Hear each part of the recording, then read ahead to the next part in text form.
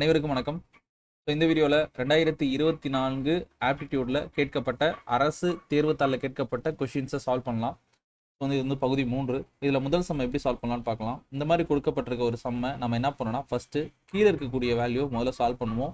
ஆக்சுவலாக வந்து இதில் வந்து இந்த மாதிரி நிறைய டைப் வரும். இதில் இது ஒன் ஆஃப் த டைப்பு. ரொம்ப ஈஸியாக தான் இருக்கும். மேக்ஸிமம் 45 செகண்ட் டு 1 மினிட்குள்ளே முடிஞ்சிடும். பட் நம்ம கொஞ்சம் பொறுமையாக போடணும். ஏன் அப்படின்னா இதில் ஏதாவது ஒரு இடத்துல ஒரு வேரியபிள் நம்ம மிஸ் பண்ணிட்டோம்னா தப்பாயிடும். ஸோ அதனால் தெளிவாக பார்த்துக்கோங்க.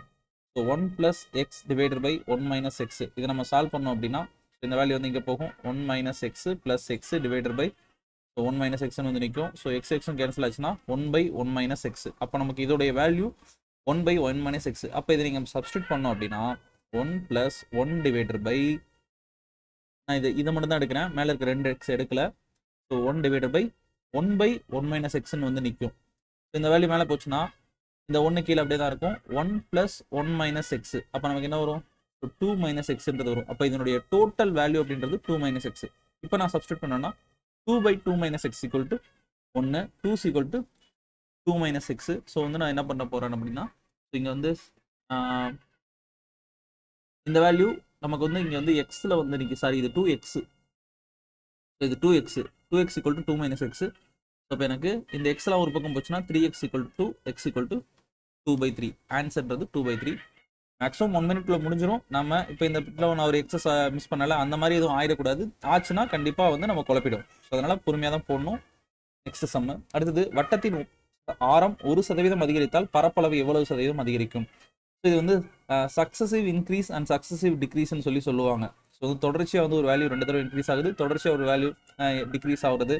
ஸோ ஒருவேளை வந்து இது நம்ம சதவீதத்தில் நம்ம டாப்பிக்காக பார்க்குறப்ப இது நமக்கு தெளிவாக புரியும். இங்கே நமக்கு என்னன்னா வட்டத்தோட ஆரம் 1% அதிகரிக்குதுன்னா எப்படின்னா, அப்போ நமக்கு வந்து வட்டத்துடைய பரப்பளவுன்றது πr². அப்போ அந்த வேல்யூ 2 தடவை அதிகரிக்க போகுதுன்னு அர்த்தம், ஆரோட வேல்யூ. ஏன்னா ஆரத்தோட 1% அதிகரிக்குதுன்னா எப்படி வரும்னா இது எப்படி சால்வ் பண்ணணும்னா சக்சசிவ் இன்க்ரீஸ்ன்றப்ப நம்ம என்ன பண்ணணும்?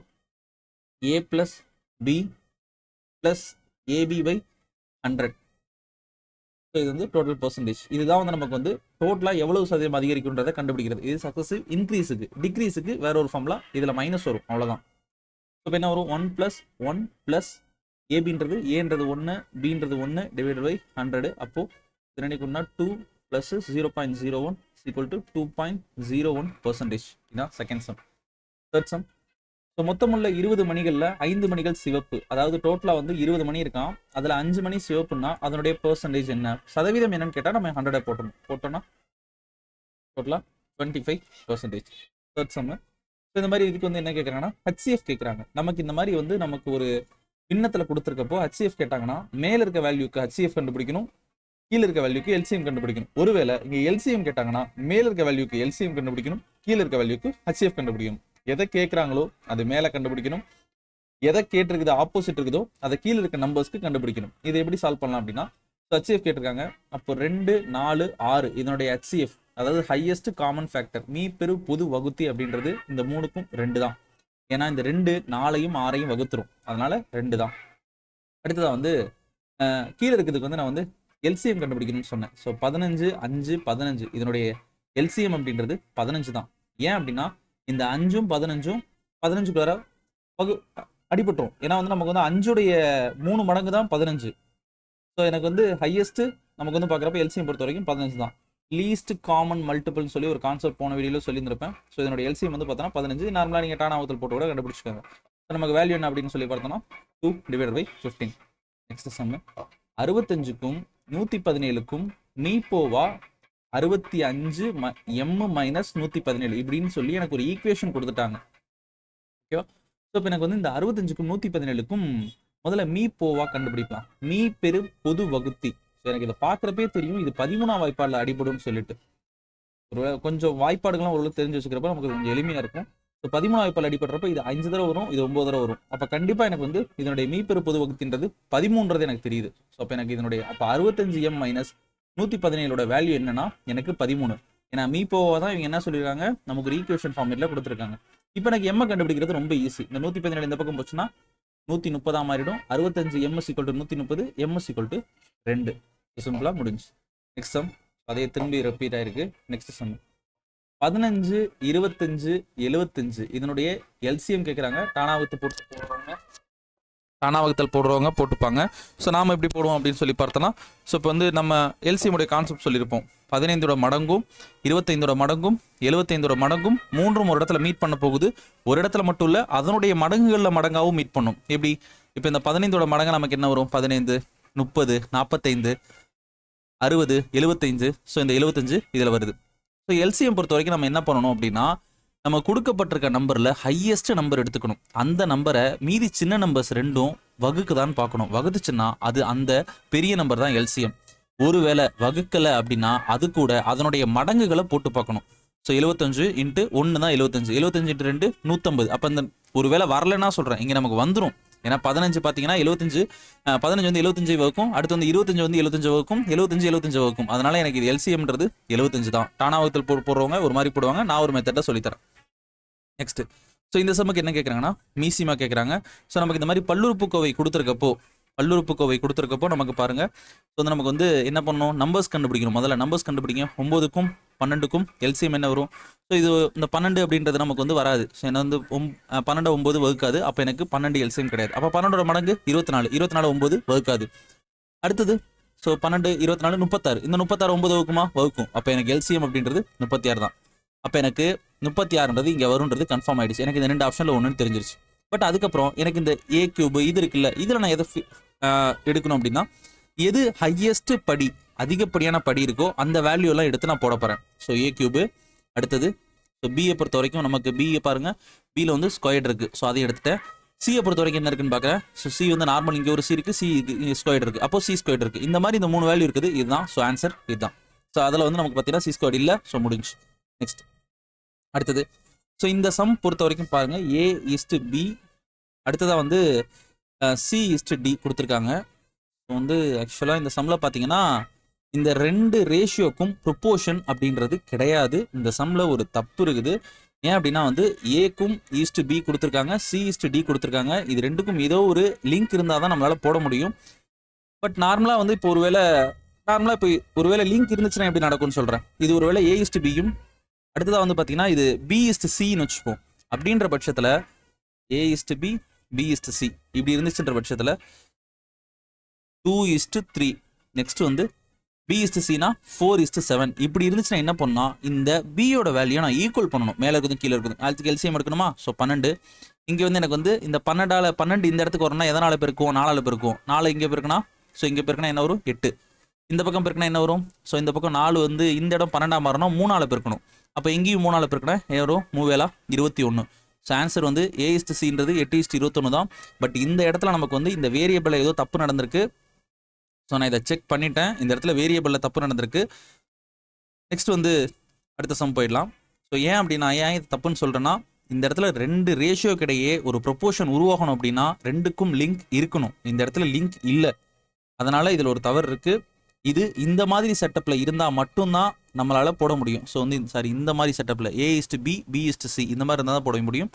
அப்படி இல்லைனா இன்னொரு ஈக்குவேஷன் இங்கே அவங்க கொடுத்துருக்கணும், அதையும் கொடுக்கல. நெக்ஸ்ட் அடுத்தது, 180 மீட்டர் நீளமுள்ள ஒரு பாயினை 15 பெண்கள் 12 நாளில் செய்கிறாங்களாம். ஸோ இதை பொறுத்த வரைக்கும் நமக்கு வந்து இங்கே ஒர்க் டன் அப்படின்ற விஷயம் உள்ளே வந்திருக்கு. ஸோ நார்மலாக வந்து பார்த்தீங்கன்னா ஒர்க் டன் உள்ளே வரப்போ நம்ம என்ன பண்ணுவோம்னா அதை வந்து கீழே போடுவோம். ஸோ வந்து ஒர்க் டன் அப்படின்றது கீழே இருக்கும். So men into time, so எவ்வளோ டே அப்படின்றதும், ஸோ வந்து M1 into day 1 equal to M2 into day 2 equal to work done 2. இது ஒர்க் டன் 1, ஒர்க் டன் 2. என்ன சொல்கிறாங்க, 180 நீளம் உள்ள பாயை 15 பெண்கள் 12 நாளில் செய்கிறாங்களாம். அதே 512 மீட்டர் நீளமுள்ள பாயை 32 பெண்கள் எவ்வளோ மணி நேரத்தில் எவ்வளோ நாட்களில் செய்வாங்கன்னு கேட்டிருக்காங்க.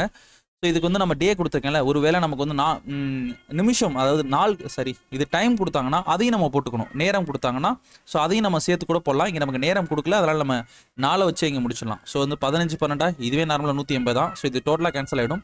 அடுத்து வந்து இங்கே வந்து நமக்கு வந்து இது வந்து எக்ஸ்ன்னு வச்சுப்போம். ஸோ எக்ஸை பொறுத்த வரைக்கும் என்ன வரும்? ஸோ வந்து இதை பொறுத்த வரைக்கும் 32 இன்ட்டு 16. ஸோ வந்து நீங்கள் வந்து நார்மலாக வகுத்து பார்த்தா கூட 16 தான் வரும். அடுத்து வந்து இந்த எக்ஸ்ன்றது அப்போ 16 நாட்கள் தான். நெக்ஸ்ட் அடுத்த சம்மு. ஸோ 280 பேர் ஒரு விமானத்தில் 2 முறை பயணம் செய்கிறாங்களாம். அப்போ இதே மாதிரி 1400 பேர் எத்தனை தடவை போவாங்கன்னு சொல்லி கேட்டிருக்காங்க. இது நமக்கு என்ன நேர்மாறலா எதிர்மாறலான்னு பார்க்குறோம். ஸோ ஒரு குவான்டிட்டி இன்க்ரீஸ் ஆகிறப்போ இன்னொரு குவான்டிட்டி இன்க்ரீஸ் ஆகுமா அப்படின்னா இந்த இடத்துல எனக்கு ஆகுது. 280 பேர் 2 தடவை போனாங்கன்னா 1400 பேர் அதிகமாக தான் போயிருப்பாங்க. அப்போ எனக்கு இது இன்க்ரீஸ் ஆகுது. ஒரு குவான்டிட்டி இன்க்ரீஸ் ஆகுனா இன்னொரு குவான்டிட்டி இன்க்ரீஸ் ஆகணும். அப்போ எனக்கு இது நேர்மாறல். நேர்மாறலை பொறுத்த வரைக்கும் எப்படி போடணும்? அதை நம்ம வகுத்தல் முறையில் போடணும்.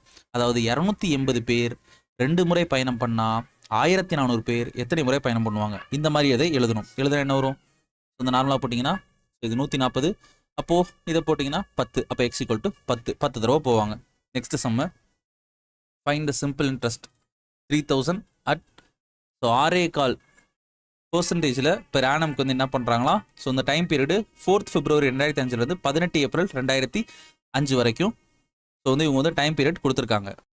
ஸோ ஃபஸ்ட் இதில் என்ன பண்ணணும்னா நம்ம வந்து இந்த 6 வந்து மாற்றிப்போம். 6 1/4னா அது எப்படி மாற்றுவோம்? 5 25/4. ஸோ பர்சன்டேஜ் பொறுத்த வரைக்கும் எனக்கு 25/4%. நெக்ஸ்ட் வந்து எனக்கு வந்து பி தெரிஞ்சிருச்சு. அடுத்து வந்து பார்த்தீங்கன்னா ஆர் தெரிஞ்சிருச்சு. சாரி, இது என் தெரிஞ்சிருச்சு. அடுத்து வந்து இந்த இது மட்டும் டே கணக்கில் கொடுத்துருக்காங்க. அப்போ 4th February 2005 அந்த வருஷம் வந்து லீப் இயர் கிடையாது. ஸோ எனக்கு வந்து அது வந்து 28 நாள் தான் இருக்கும். அடுத்த மார்ச் மாதம் ஒரு 31 நாள் இருக்கும். அதுக்கப்புறம் ஏப்ரல் 18ஆம் தேதி வரைக்கும் இருக்கும். ஸோ இதை கூட்டினீங்கன்னா டோட்டலாக நமக்கு 73 நாள் அப்படின்றது வரும். டோட்டலாக 73 நாள் அப்படின்றது வரும். இந்த மாதிரி சம்ஸ் வந்து பொறுத்த வரைக்கும் நமக்கு வந்து இந்த 73 மடங்காக கொடுப்பாங்க.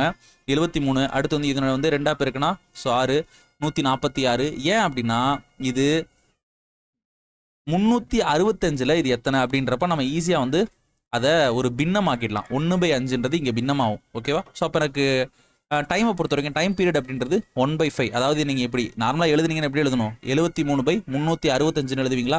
அதை நான் சுருக்கி 1/5ன்னு எழுதிடலாம். ஏன்னா 5 தடவை பிறகுனா இது வந்துட போகுது. அப்போ எனக்கு இந்த PNR 3 கிடச்சிருச்சு. அப்போ 3000 ரூபாய் இன்ட்டு ஸோ வந்து 3000 ரூபாய் இன்ட்டு 73 1/5 என்னை பொறுத்த வரைக்கும் இது 6 பொறுத்த வரைக்கும் 25/4. 3 அடிச்சு போகிறோன்னு வச்சுக்கோங்க. ஸோ இங்கே கொஞ்சம் இடம் இல்லாமல் இருக்குது. 3000 இன்ட்டு 1/5 இன்ட்டு 25/4. ஸோ இதை அடித்தா 5. அடுத்து வந்து இந்த 3000 இதை அடித்தோன்னா 750 ரூபா வரும். 750 இன்ட்டு 5. ஸோ 750 இன்ட்டு 5 நமக்கு போட்டோம் அப்படின்னா 3750 வரும். ஆக்சுவலாக நமக்கு வந்து இங்கே ஒரு 6 விட்டுட்டேன். ஸோ வந்து நமக்கு வந்து இந்த 6 அப்படின்றப்ப நமக்கு வந்து பார்த்தீங்கன்னா பர்சன்டேஜ் போடுறப்போ ஒரு 100 வரும்ல, அந்த 100 சேர்ந்துச்சுன்னா இங்கே நமக்கு வந்து 3750 / 100 நிற்கும். ஸோ போட்டிங்கன்னா 37,000 ரூபாய் வட்டி அப்படின்றது. நெக்ஸ்ட் அடுத்தா வந்து ஒருவர் ஒரு தொகையை ஆண்டிற்கு 6% ஸோ தனி வட்டிக்கு விடுறாராம். 8 வருஷத்துக்கு அப்புறம் அந்த தனி வட்டி அசலை விட 260 ரூபா குறையுதான். அப்படின்னா வட்டிக்கு விட்ட தொகை எது அப்படின்னு சொல்லிட்டு கேட்குறாங்க. ஸோ இந்த சமயம் எப்படி போடலாம் அப்படின்னு சொல்லி பார்த்தோன்னா நமக்கு வந்து PNR 3 விஷயம் தேவை. நம்ம ஒரு வருஷத்துக்கு ஆண்டிற்கு எவ்வளோ சதவீதம் போடுறாங்க? ஸோ வந்து 6 வந்து பார்த்திக்கிறப்போ 6%. நெக்ஸ்ட் வந்து எவ்வளோ வருஷம்? 8 வருஷம் சொல்கிறாங்க. ஸோ அசலை விட 260 ரூபா குறைவுன்றாங்க. நமக்கு ஃபார்முலா என்ன? PNR/100. எனக்கு கிடைக்கிற வட்டி அசலை விட 260 ரூபா குறைவு. நான் என்ன பண்ணுறேன்? எனக்கு வந்து அசல் தான் எனக்கு தெரியல. அப்போ எக்ஸை வந்து நான் அசலை வந்து அதாவது Pன்றதை நான் எக்ஸ்ன்னு வச்சுக்கிறேன். அப்போ எனக்கு Pன்றது எக்ஸு ப்ளஸ்ஸு அடுத்த வந்து இன்ட்ரெஸ்ட்டை பொறுத்த வரைக்கும் 6%. அடுத்தது வந்து டைம் பீரியடை பொறுத்த வரைக்கும் 8 வருஷம். எனக்கு வட்டி எவ்வளோ கிடைக்குது? அசலை விட 260 ரூபா கம்மியாக கிடைக்குது. அசலை விட 260 ரூபா கம்மியாக கிடைக்குது. அப்போ இந்த ஈக்குவேஷனை சால்வ் பண்ணால் வேலை முடிஞ்சிச்சு. ஸோ இந்த எக்ஸ்லாம் ஒரு பக்கம் கொண்டு போகணும். அடுத்து வந்து நார்மலாக வந்து மற்றதை வந்து ஒரு சைடு கொண்டு போகணும். ஸோ வந்து இதில் வந்து வகுக்கிற வேலையை பார்ப்போம். ஸோ வந்து x இன்ட்டு 48 / 100 = x - 260 அப்படின்றது வரும். அடுத்த இந்த 260 மைனஸ் இருக்குல்ல, இது இந்த பக்கம் கொண்டு போயிட்டு இந்த 48x/100 நான் அந்த பக்கம் கொண்டு போகிறேன்னு வச்சுப்போம். அப்போது x - 48x / 100 = 260 ரூபா. இப்போ இந்த எக்ஸை நான் காமனாக எடுத்தேன்னா 1 - 48/100 = 260 ரூபா. இதை நம்ம அடிச்சு போட்டோம்னா 1 - 12/25 வந்து நிற்கும். ஸோ இதை நான் இங்கேயே அடிச்சிருது. இங்கே நார்மலாக கடைசியாக வரப்போ நம்ம அடிக்கிறப்போ ரொம்ப கொஞ்சம் இதாக இருக்கும். ஏன்னா நம்ம வந்து இந்த பெருக்கல் வகுத்தில் எப்பயும் கடைசியாக முடிக்கணும், எடுத்தோடனே முடிக்கக்கூடாது. நெக்ஸ்ட் இப்போ நான் இது பண்ணேன்னா 13x / 25ன்றது 260 ரூபா. அப்போ எனக்கு இந்த 13 இங்கே அடிக்க முடியும். ஸோ 20 x = 20 × 25 500 ரூபா. டோட்டலாக அசல்ன்றது 500 ரூபா. ஸ்பீடாக போடுறப்போ மேக்ஸிமம் 1 நிமிஷத்துக்குள்ளே முடிஞ்சிடும். நெக்ஸ்ட் அடுத்ததா ஸோ வந்து find compound interest on 15,000 for 3 years. So வந்து நமக்கு என்ன கேட்குறாங்கன்னா 15,000க்கு 3 வருஷத்துக்கு கேட்குறாங்க. ஒவ்வொரு வருஷமும் பார்த்தீங்கன்னா நமக்கு வந்து வட்டி வந்து வேறு மாதிரி மாறுபடுது. இந்த மாதிரி சம்க்கு வந்து நமக்கு வந்து காம்பவுண்ட் இன்ட்ரெஸ்ட்டை பொறுத்த வரைக்கும் நமக்கு ஃபார்முலா அப்படின்றதெல்லாம் நமக்கு யூஸ் பண்ணாமல் நான் எப்பவும் யூஸ் பண்ணுறது தான் டேரெக்டாக வந்து நமக்கு பிரின்சிபல் தெரியுது, அது கூட வட்டி எவ்வளோ. ஸோ மொதல் வருஷம் வந்து பார்த்தோன்னா வந்து 15%. அப்போ எனக்கு நார்மலாக அசல்றது 100%, வட்டின்றப்போ 115%. ஸோ வந்து வட்டியோட செய்கிறப்போ 100ஓட சேர்ந்து வரும். 115/100 இன்ட்டு அடுத்து வந்து இதே எப்படி எழுதணும், 120/100. மூன்றாவது 125/100. இப்போ நம்ம இதை சால்வ் பண்ணோம் அப்படின்னா ஆன்சர் நமக்கு வந்துடும். ஸோ இந்த இடத்துல நீங்கள் இதை சால்வ் பண்ணிங்கன்னு வச்சுக்கோங்களேன். ஸோ வந்து இந்த 2 0, அடுத்து வந்து இது வந்து 50 அடித்தா இது 3, இது வந்து பார்த்தீங்கன்னா 2, இது வந்து 60. நெக்ஸ்ட் வந்து 5 அடிச்சிங்கன்னா இது 25 அடிச்சிங்கன்னா 4, இது 25 அடிச்சிங்கன்னா 5. இது டோட்டலாக வந்து நீங்கள் வந்து பெருக்குனீங்க அப்படின்னா 10,875 அப்படின்றது வந்துடும். ஸோ இந்த 10,875 எப்படி வரும்னு சொல்லி பார்த்தீங்கன்னா இங்கே நமக்கு கிடைக்கிறதுன்றது டோட்டல் அமௌண்ட் தான் கிடைக்கும். நமக்கு இந்த கூட்டு வட்டியை பொறுத்த வரைக்கும் எது கிடைக்கும்னா இதனுடைய டோட்டல் வேல்யூன்றது எப்படி இருக்கும்னா இங்கே நம்ம பெருக்கினதெல்லாம் பொறுத்து கிடைக்கிறது அசலையும் வட்டியையும் கூட்டினதாக தான் கிடைக்கும். அப்படி கிடைக்கிற வேல்யூலேருந்து நம்ம இந்த அசலும் வட்டியும் கூட்டி ஒரு அமௌண்ட் கிடைச்சதில்ல, அதை நம்ம இந்த 5,000 கழிச்சிங்கன்னா 10,875 ரூபா வட்டின்றது மட்டும் ஈஸியாக தெரிஞ்சிடும். டோட்டலாக இது கடைசியில் வந்து பார்த்தீங்கன்னா ஒரு 225ஐயும் 115ஐயும் பெருக்கிற மாதிரி வந்துச்சு. ஸோ நான் வந்து இது வந்து கடை இந்த இடத்துல எனக்கு டைம் ஸ்பேஸ் இல்லைன்றதுனால நான் அப்படியே போட்டேன். ஸோ இது பெருக்கினீங்கன்னா வந்து நமக்கு வந்து ஒரு வேல்யூ வந்துச்சு. அது வந்து நான் என்ன பண்ணேன் அப்படின்னா கழிச்சு போட்டப்போ 10,875 அப்படின்றது வந்துருச்சு. நெக்ஸ்ட்டு அடுத்தது 10,000க்கு 8% ஆண்டு வட்டியில் ஆண்டுக்கு ஒரு முறை வட்டி கணக்கிடப்படும் முறையில் ஸோ வந்து 2.25 வருஷத்துக்கு கூட்டு வட்டியை கேட்குறாங்க. ஸோ இது எப்படி போடலாம் அப்படின்னு சொல்லி பார்த்தோன்னா இங்கே நமக்கு வந்து வட்டி கொடுத்துருக்காங்களா. ஸோ நமக்கு வந்து என்ன கொடுத்துருக்காங்க 8% ஆண்டு வட்டியில் ஆண்டுக்கு ஒரு தடவை வட்டி கண்டுபிடிக்கிறாங்களா, 2.25 வருஷத்துக்கு சொல்கிறாங்க. அப்போ 2 வருஷத்துக்கு நம்ம வந்து ஈஸியாக வட்டி கண்டுபிடிச்சலாம். ஸோ இது கூட்டு வட்டி அப்படின்றப்போ மொதல் வருஷன்றது நமக்கு வந்து பார்த்தீங்கன்னா 10,000 ரூபாய், அதுக்கு 8% வட்டின்றது எவ்வளோ வரும், 800 ரூபா வரும். ஸோ அப்போ எனக்கு மொதல் வருஷம் வட்டியை ஈஸியாக கண்டுபிடிச்சிட்டேன். ரெண்டாவது வருஷம் என்ன வரும், ஸோ 10,800 ரூபா இருக்கும். ஏன்னா இது எனக்கு வந்து அசலோட சேர்ந்துடும். 10,800 ரூபாயில் இதில் எனக்கு என்ன ஆகும் 8% ஆகும். அப்போது 108 இன்ட்டு 8 வரும். ஸோ அது பார்த்தீங்கன்னா 8 64. ஸோ இது வந்து 864. அப்போ ரெண்டாவது வருஷம் எனக்கு வட்டி 864 ரூபா. ஸோ ரெண்டாவது வருஷம் 864 ரூபா. மூணாவது வருஷம் என்ன ஆகுது நமக்கு இந்த 10,800 ரூபாயும் 864 ரூபாயையும் கூட்டணும். கூட்டினீங்கன்னா 11,664 வரும். இதில் நமக்கு இந்த 3/4 வருஷத்துக்கு எப்படி போடுறது அப்படின்னா இந்த 3/4 அப்படின்றது எனக்கு எதுனா வட்டியில். ஸோ இப்போ வட்டியில் எனக்கு 3/4% எவ்வளோ 3/4ன்றது. அப்போது இது 2னா 6%. அப்போ எனக்கு 3ஆவது வருஷத்தில் எனக்கு டோட்டலாக வட்டி வந்து 6%. அது எதற்கு இந்த 11,664க்கு 6% கண்டுபிடிக்கணும். ஸோ 6% கண்டுபிடிச்சின்னு வச்சுக்கோங்களேன் ஒரு 699.84. ஸோ வந்து இது வந்து நிற்கும். இந்த 864 800 699.84 கூட்டினீங்கன்னா 2,363.84. இதை ஃபார்முலாவை போட்டால் கொஞ்சம் பெருசாக போகும், இப்படி போடுறப்போ கொஞ்சம் எளிமையாக முடிஞ்சிடும். அடுத்தாக இந்த இதை பொறுத்த வரைக்கும் கனசெவ்வகத்தின் நீளம் அகலம் உயரம் முறையே 4.5 மீட்ரு 3 மீட்ரு 2.5 மீட்டருன்னு கொடுத்துருக்காங்க. ஸோ இப்போ இதனுடைய மொத்த பரப்பு என்னன்னு சொல்லி கேட்டிருக்காங்க.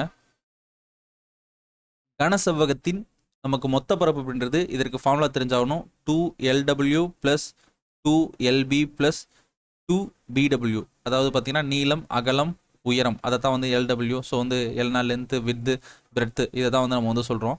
ஸோ இது வந்து பார்த்தீங்கன்னா இந்த இதில் நீங்கள் அது ஒரு L கொடுத்துட்டாங்க, B கொடுத்துட்டாங்க, அடுத்து வந்து பார்த்தீங்கன்னா H கொடுத்துட்டாங்க. ஸோ வந்து H கொடுத்துட்டாங்க. இது 3 எடுத்து நீங்கள் சால்வ் பண்ணிட்டோம் அப்படின்னா ஈஸியாக முடிஞ்சிடும். 4.5 × 3 + 3 × 2.5 + 4.5 × 2.5 போட்டிங்கன்னா 27 + 15 + 22 இதை பெருக்கி போட்டிங்கன்னா வரும். கடைசியாக வந்து 64 மீட்டர் ஸ்கொயர் சதுர மீட்டர் அப்படின்றது வந்து நிற்கும். நெக்ஸ்ட்டு அடுத்தது 4 சென்டிமீட்டர் பக்க அளவுள்ள ஒரே மாதிரியான 3 கனசதுரங்கள். இது எப்படின்னா நமக்கு வந்து 3 கனசதுரத்தை சேர்க்குறாங்களாம். 3 கனசதுரத்தை சேர்க்குறாங்க. இப்படி பக்கவாட்டில் சேர்த்தாங்கன்னா இதனால் எனக்கு ஒரு புதிய கன செவ்வகம் அப்படின்றது கிடைக்குது. இதில் எனக்கு என்ன கேட்குறாங்க இதனுடைய மொத்த பரப்பு. அதே ஃபார்முலா தான் 2. நமக்கு இந்த மாதிரி வந்து சம்மை பொறுத்த வரைக்கும் அந்த ஏதாவது ஒரு ஃபார்முலா பேஸ் பண்ணுற மாதிரி இருந்ததுன்னா அதை பேஸ் பண்ணி அவங்க கொஞ்சம் கொடுக்குறதுக்கு எளிமைப்படுத்துறதுக்காக கொடுக்குறதுக்கு வாய்ப்பு இருக்குது. இங்கே அப்படி தான் நடந்திருக்குது போன எக்ஸாமில். ஸோ நமக்கு வந்து போன இதில் நடந்துச்சுல அதே ஃபார்முலா தான் 2LB + ஸோ வந்து லென்த் இன்ட்டு பிரெத்து, அடுத்து வந்து லென்த் இன்ட்டு ஹைட்டு, அடுத்து வந்து பிரெத் இன்ட்டு ஹைட்டு. ஸோ இது போட்டிங்கன்னா நமக்கு வந்து இங்கே நமக்கு வந்து பார்த்தீங்கன்னா நீளம் அப்படின்றது நமக்கு என்ன ஆகும்? ஸோ இங்கே வந்து 4 4 4. அப்போ எனக்கு இந்த இடம் மட்டும் எனக்கு இன்க்ரீஸ் ஆகுது. அப்போ டோட்டலாக எனக்கு வந்து பார்த்தீங்கன்னா 12 வரும். ஓகேவா? ஸோ மற்ற வேல்யூ பார்த்தீங்கன்னா பக்கவாட்டில் இணைக்கிறதுனால எனக்கு இங்கே ஒரு வேல்யூ மட்டும்தான் இதாகுது. மற்ற ரெண்டும் பார்த்தீங்கன்னா 4,4 தான் நிற்கும். இப்போ இதை போடலாமா? 12 × 4 ப்ளஸ்ஸு 4 × 4 ப்ளஸ் 12 × 4. இது மூணையும் நீங்கள் பெருக்கி கூட்டி போட்டிங்கன்னா 224 சென்டிமீட்டர் அப்படின்றது வந்துடும். Next sum. ஸோ ஏவும் பியும் சேர்ந்து ஒரு வேலையை 12 நாளில் முடிக்கிறாங்களாம். ஏ மட்டும் அந்த வேலையை 36 நாளில் முடிக்கிறாரு.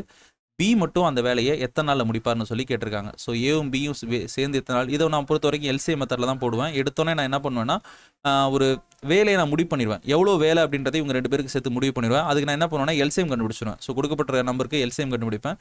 12, 36 இந்த ரெண்டுக்கு எல்சிஎம் கண்டுபிடிச்சேன்னா 36 தான் வரும். இப்போ என்ன பண்ணலாம்னா ஏவும் பியும் சேர்ந்து ஒரு வேலையை 12 நாளில் முடிக்கிறாங்களாம். அப்போ எனக்கு டோட்டல் வேலையை நான் என்ன பண்ணுறேன் 36ன்னு நான் ஃபிக்ஸ் பண்ணுறேன். எதுக்காக இந்த எல்சிஎம் கண்டுபிடிச்சேன்னா டோட்டல் வேல்யூக்காக. அதாவது ஒரு வேலையை நான் முடிவு பண்ணுறேன். 36 வேலையை மொத்த வேலைன்றது இருக்குது. அதாவது ஒரு ஆஃபீஸ் ரூமில் 36 பெஞ்ச் செய்ய வேண்டியிருக்கு. ஏவும் பியும் சேர்ந்து ஒரு வேலையை இந்த ரூமுக்குள்ளே போனால் என்ன பண்ணுறாங்கன்னா 12 நாளில் முடிக்கிறாங்களாம். ஏவும் பியும் அந்த ரூமுக்குள்ளே போனால் 12 நாளில் முடிக்கிறாங்களாம். அப்போது ஏவும் பியும் 12 நாளில் முடிக்கிறாங்கன்னா ஒரு நாளைக்கு எத்தனை டேபிள் செஞ்சுருப்பாங்க அப்படின்னு சொல்லி பார்த்தோன்னா 36 / 12 போட்டோன்னா ஒரு நாளைக்கு 3 பெஞ்ச் செஞ்சுருப்பாங்க ஏவும் பியும் சேர்ந்து. இதே ஏவை மட்டும் நான் அந்த ரூமுக்குள்ள அனுப்புகிறேன் அப்படின்னா அந்த ஏ மட்டும் 36 நாளில் முடிக்கிறாராம். அந்த ரூமுக்குள்ள 36 பெஞ்ச் செய்ய வேண்டியிருக்குல்ல. அப்போ ஒரு நாளைக்கு எத்தனை செய்வார்? ஒரு நாளைக்கு ஏ மட்டும் விட்டால் ஒன்று தான் செய்வார். ஏவும் பியும் விட்டால் 3 பெஞ்ச் செய்வாங்க. இப்போ என்ன கேட்குறாங்க, பி மட்டும் எத்தனை நாளில், பி மட்டும் அந்த வேலையை எத்தனை நாளில் முடிப்பாங்கன்னு கேட்குறாங்க. ஏ ஒரு நாளைக்கு ஒரு வேலை முடிப்பாராம். ஏவும் பியும் உள்ளே விட்டாங்கன்னா 3 வேலை முடிப்பாங்களாம். அப்போ பி மட்டும் எத்தனை வேலை முடிப்பார்? ஒரு நாளைக்கு 2 பெஞ்சு செய்வார். அப்போது டோட்டல் வேலை எனக்கு எத்தனை? 36 பெஞ்சு செய்யணும். அப்போ எனக்கு 36 பெஞ்சை இவர் ஒரு நாளைக்கு 2 முடிச்சாருன்னா எத்தனை நாளில் முடிப்பார்? 18 நாளில் முடிப்பார். 18 நாளில் முடிப்பார். எல்சிஎம் மெத்தட்ன்றது இப்படி இருக்கும். நார்மல் மெத்தட் அப்படின்றது அது வந்து பார்த்தீங்கன்னா இந்த மாதிரி வந்து போடுவாங்க. ஸோ 1/12 இவர் வந்து 1/36 வந்து ஏவும் பியும் சேர்ந்து 1/12. அடுத்ததாக வந்து இந்த ஏ மட்டும் 1/36, பி எத்தனைன்னு சொல்லி பார்த்தோன்னா 1/36 மைனஸ் 1/12 இப்படி சொல்லி போட்டு ஒரு சம் வந்து போடுவாங்க. நெக்ஸ்ட் அடுத்தது ஸோ வந்து ஒரு தோட்டத்தை களை எடுக்கிறதுக்கு 6 தோட்டக்காரங்களுக்கு 120 நிமிஷம் ஆகுதான். ஸோ 6 தோட்டக்காரங்களுக்கு 120 நிமிஷம் ஆகுதான். அப்போது 30 நிமிஷத்தில் இந்த வேலையை முடிக்கணும்னா நமக்கு இந்த இடத்துல நமக்கு இது நேர்மாறலாம் எதிர்மாறலான்னு தெரியணும். 6 தோட்டக்காரங்களுக்கு 120 நிமிஷம் ஆகுதான். அப்போது 30 நிமிஷத்துக்குள்ளார முடிக்கணும்னா, அப்போ குறைவான நேரத்தில் முடிக்கணும்னா அதிகமான ஆட்கள் தேவை தானே. அப்போ ஒன்று குறையிறப்ப இன்னொன்று அதிகரிக்குது. அப்போ இது நமக்கு என்னது? எதிர்மாறல். எதிர்மாறலுக்கு என்ன பண்ணணும்? ஸோ பெருக்கல்ல வந்து அதுக்கு ஆன்சர் சால்வ் பண்ணணும். ஸோ அப்போ 6 பேர் சேர்ந்து 120 நிமிஷத்தில் முடிச்சாங்கன்னா 30 நிமிஷத்தில் முடிக்கணும். எத்தனை பேர் வேணும்? ஸோ போட்டால் எவ்வளோ வரும்? இது வந்து 3 சரி 4 5 6 24. இப்போ அடுத்தது இந்த இடத்துல போட்டுட்டு டேரெக்டாக 24 போட்டிங்கன்னா அங்கே தான் தப்பாயிடும். கொஸ்டினை சரியாக படிக்கணும். கூடுதலாக எத்தனை தோட்டக்காரர் தேவை? எனக்கு எத்தனை பேர் வேலை பார்க்குறாங்களா? 6 பேர் வேலை பார்க்குறாங்களா? எனக்கு 30 நிமிஷத்தில் முடிக்க எவ்வளோ பேர் வேணும்னு சொல்லிட்டோம்? 24 பேர்னு சொல்லிட்டோம். ஆனால் கூடுதலாக இப்போ இருக்குது எனக்கு 6 பேர். எக்ஸ்ட்ராவாக எனக்கு எவ்வளோ பேர் வேணும்னு சொல்லி தான் கொஸ்டின். அப்போ 24லேருந்து 6 போச்சுன்னா 18. கொஸ்டினை படிக்கணும். ஸோ கூடுதலாகன்ற வார்த்தையை சேர்த்துருக்காங்க. அவங்க கேட்டது எத்தனை பேர் வேணும்னு சொல்லி கேட்கல. 30 நிமிஷத்தில் செய்து முடிக்க எத்தனை பேர் வேணும்னு சொல்லி கேட்கல. இந்த கூடுதலாகன்ற வார்த்தையை சேர்த்துட்டான். ஒருவேளை கூடுதலாக இல்லைன்னு வச்சுக்கோங்களேன், நீங்கள் 24 போட்டால் கரெக்டாயிடும். ஆனால் கூடுதலாக இருக்குன்ற காரணத்தினால தான் கூடுதலாகன்ற ஒரு வார்த்தையை சேர்த்துருக்காங்க. அப்போ எனக்கு டோட்டலாக 18 பேர். இதே மாதிரி தான் மறுபடியும் இன்னொரு சமம் கொடுத்துருந்தாங்க. ஒரு எக்ஸாம் பொறுத்த வரைக்கும் ஒரு பாயிண்ட்டை நீங்கள் பிடிச்சிட்டிங்கன்னா அடுத்த இதே மாதிரி, ஏன்னா வந்து உங்களுக்கு டைம் குறையணும்ல. ஏன்னா இப்போ ஒரு 3 நிமிஷத்தில் ஒரு சம்ம ஒரு 2 நிமிஷம் எடுத்துட்டீங்கன்னு வச்சுப்போம். அதே மாதிரி ஒரு டைப்பை கொடுத்து அந்த இன்னொரு சம்முக்கான டைம் வந்து சால்வ் பண்ணுவாங்க. அந்த மாதிரி தான் கொஷின் இருக்கும். ஸோ இதே மாதிரி அடுத்து ஒன்று வரும், நான் பார்த்தேன்னு நினைக்கிறேன். அடுத்து வந்து இங்கே என்ன சொல்கிறாங்க, ஏ பியை விட சின்னது. ஸோ ஏவை பொறுத்த வரைக்கும் வந்து என்னென்னா A is shorter than B but taller than C. So A is shorter than B but taller than C. வந்து ஏ வந்து பார்த்தீங்கன்னா பியை விட சின்னதான் பட் சியை விட பெருசான். அடுத்து என்ன சொல்கிறாங்க, D is shorter than A. D வந்து பார்த்தீங்கன்னா ஏவோட சின்னதான் பட் சியோட பெருசான். அப்போ டி வந்து பார்த்தீங்கன்னா சியோட பெருசு பட் இதை விட சின்னது. நெக்ஸ்ட் என்ன சொல்கிறாங்க, E is shorter than B. E is shorter than B but taller than A. So வந்து இ வந்து இங்கே வந்துருச்சு. அப்போ எனக்கு என்ன கேட்குறேன் கடைசியாக, த ஷார்ட்டஸ்ட் பர்சன், இந்த 5 பேரில் ஷார்ட்டஸ்ட் இருக்குது யார்? சி. அவ்வளோதான் இதுக்கு answer. Next sum, the probability of getting a king or queen, அதாவது ஒரு சீட்டுக்கட்டிலிருந்து என்ன பண்ணுறாங்களா, ஒரு ராஜா எடுக்கிறாங்களா, அல்லது ராணி எடுக்கிறாங்களா, அல்லது படை வீரன். ஸோ வந்து ஜாக், இது 3 எடுக்கிறதுல அதற்காக இது 3 வர்றதுக்கான நிகழ்த்தகவு என்னன்னு சொல்லி கேட்குறாங்க. ஸோ இந்த நிகழ்த்தகவை பொறுத்த வரைக்கும் சிம்பிளாக பாருங்கள். இப்போது டோட்டலாக வந்து ஒரு சீட்டுக்கட்டிலேருந்து ராஜா வர்றதுக்கான சான்ஸ் என்ன? ஸோ வந்து டோட்டலாக வந்து ராஜான்றது வந்து ஒரு 4 இதுக்கும் சேர்த்து 4 ராஜா இருப்பாங்களா, அப்போது 52 காலில் இருந்து 4 ராஜா வர்றதுக்கு வாய்ப்பு இருக்கா? அடுத்து வந்து ஒரு ராணி வர்றதுக்கான வாய்ப்பு என்ன? 4 ராணி இருக்கும். ஸோ இப்போ 4னா 52 காலிலேருந்து 4 ராணி வரதுக்கு வாய்ப்பு இருக்குது. ஒரு ஜாக் வரதுக்கு எவ்வளோ வாய்ப்பு இருக்குது? 4 இருக்குது. ஸோ டோட்டலாக வந்து பார்க்குறப்போ 52லேருந்து இந்த மாதிரி தான் வருது. அடுத்து இந்த அல்லதுன்ற வார்த்தை கொடுத்தாங்கன்னா நம்ம ப்ளஸ் பண்ணணும். அல்லதுன்ற வார்த்தை கொடுத்தா ப்ளஸ் பண்ணணும். இது நமக்கு தெரிஞ்சுதான் போதும். ஸோ டோட்டலாக வந்து கீழே இருக்குது 52, மேலே வந்து 4 + 4 + 4, ஏன்னா கீழே வந்து நமக்கு எல்லா வேலையும் ஈக்குவலாக இருக்கனால கூட்டிடலாம். ஸோ டோட்டலாக வந்து 12 ÷ 52. இதை சால்வ் பண்ணுங்கள். 4ஆல் அடிச்சிங்கன்னா என்ன வரும்? 3, 13. ஆன்சர் இதுதான். நெக்ஸ்ட் சம்மு, அடுத்து வந்து ஒரு குறிப்பிட்ட தொகை 3 வருஷத்தில் 12% தனி வட்டியில் 17,000 ரூபாயாக மாறுதான். அப்படின்னா அந்த தொகை என்னன்னு சொல்லி கேட்குறாங்க. ஸோ இந்த சம்மில் நமக்கு பி, ஸோ அது வந்து நமக்கு பிரின்சிபல் அப்படின்றது என்னன்னு சொல்லி நமக்கு தெரியாது. நமக்கு கொடுத்த சமம் அப்படியே ஈக்குவேஷனாக மாற்றுவோம். ஸோ வந்து நம்ம என்ன சொல்லியிருக்காங்க, ஒரு குறிப்பிட்ட தொகை அது வந்து 3 வருஷத்தில் 12% தனி வட்டியில் 17,000 ரூபாயாக மாறுதான். அப்போ நமக்கு வந்து 17,000 ரூபாய் மாறுதுன்னா இது வட்டியோடு சேர்ந்தது, கரெக்டு தானே? அப்போது பிரின்சிபல் ப்ளஸ் வட்டியும் சேர்ந்தது. பிரின்சிபல் ப்ளஸ் வட்டி இது ரெண்டும் சேர்ந்தா எனக்கு எவ்வளோன்னு சொல்கிறேன்? 17,000 ரூபான்னு சொல்கிறேன். எனக்கு இந்த பிரின்சிபல் தான் தெரியாது. அப்போ இந்த பிரின்சிபலை மட்டும் வச்சுட்டு நமக்கு இந்த மற்ற வேல்யூவை சப்ஸ்டியூட் பண்ணோம்னா 1 + இந்த இடத்துல பி வெளியே வந்துருச்சா? அடுத்து என்னன்றது எனக்கு என்ன? 3 வருஷம். ரேட் ஆஃப் இன்ட்ரெஸ்ட் எவ்வளோ? 12. எவ்வளோ? கீழே வந்து 100, இங்கே நமக்கு 17,000. ஸோ வந்து 1 + வந்து 36 ÷ 100 = 17,000. அப்போது இங்கே இதை போட்டோம்னா 136/100 பி. இந்த பியோட வேல்யூ இங்கே தான் இருக்குது. ஓகே, அதை விட்டுறக்கூடாது. நம்ம ஏதாவது ஒரு ஸ்டெப்லேருந்து விட்டுட்டோம்னா தப்பாயிடும்.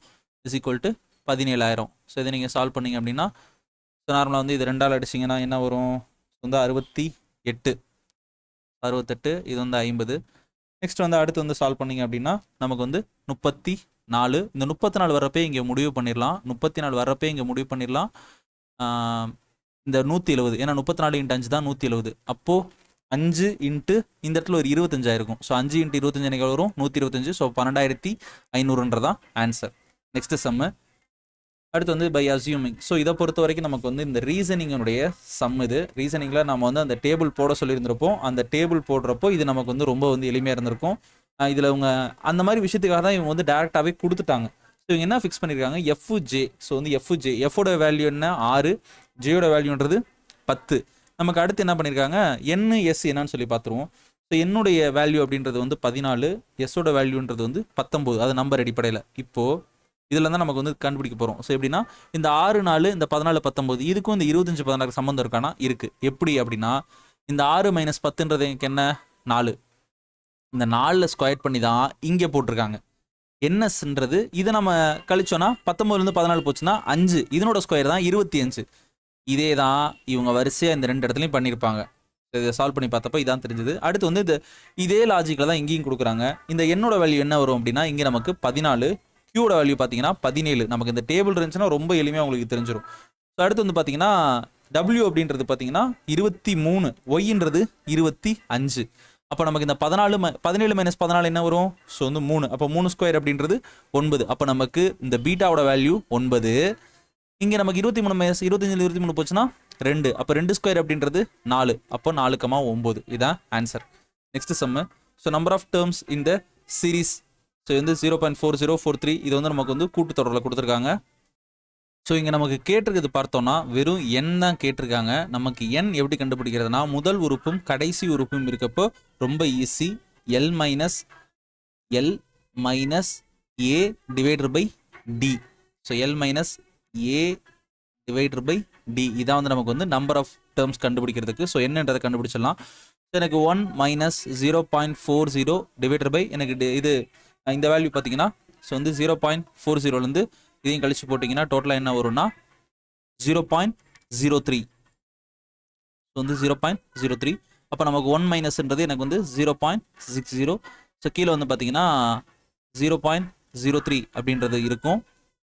ஸோ வந்து டிவைட் பண்ணோம் அப்படின்னு சொல்லி பார்த்தோம்னா நமக்கு 20 அப்படின்றது வரும். 0.60 டிவைடட் பை 0.03 அப்படின்றது 20.